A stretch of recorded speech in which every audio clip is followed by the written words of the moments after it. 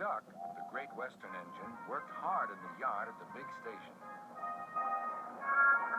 Sometimes he pulled coaches. Sometimes he pushed freight cars. But whatever the work, Duck got the job done without fuss. One day, Duck was resting in the shed when Sir Topham Hatt arrived. "Your work in the yard has been good. Would you like to have a branch line for your own?" "Yes, please, sir," replied Duck. So Duck took charge of his new branch line. The responsibility delighted him.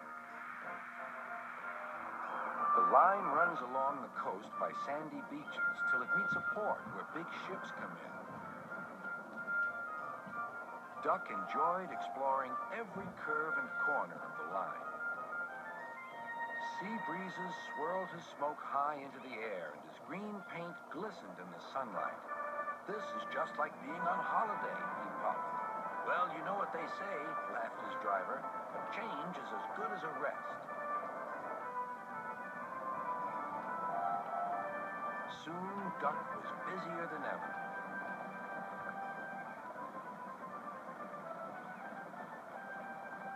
Sir Topham Hatt was building a new station at the port. Duck pulled the heavy freight cars wherever they were needed. Bertie looked after Duck's passengers, and the other engines helped too, but the work took a long time. Noise and dust filled the air. "Don't worry," whistled Toby. "The station's nearly finished."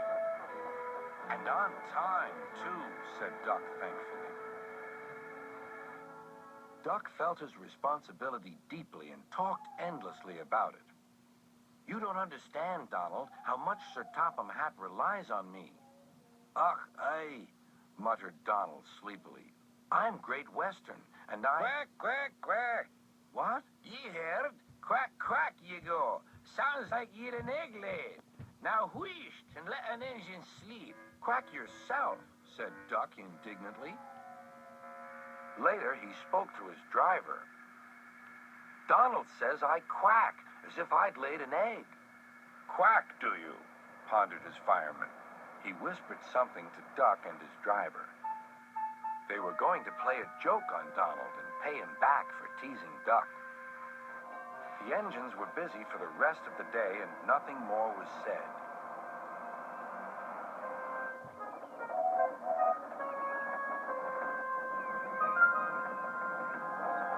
Not even a quack. But when at last Donald was asleep, Duck's driver and fireman popped something into his water tank. Next morning, when Donald stopped for water, he found that he had an unexpected passenger aboard. A small white duckling popped out of his water tank. "Now, who's behind this?" laughed Donald. The duckling was tame. She shared the fireman's sandwiches and rode in the tender. The other engines enjoyed teasing Donald about her. Presently, she grew tired of traveling and hopped off at a station. There she stayed.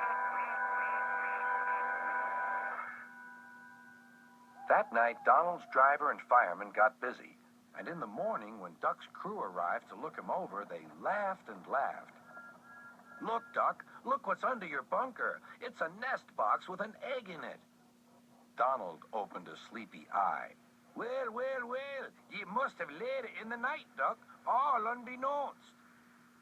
Then Duck laughed too. "You win, Donald. It'd take a clever engine to get the better of you." There's a pond near the duckling's station. Here she often swims and welcomes the trains as they pass by. The station master calls her Dilly, but to everyone else, she is always Donald's duck.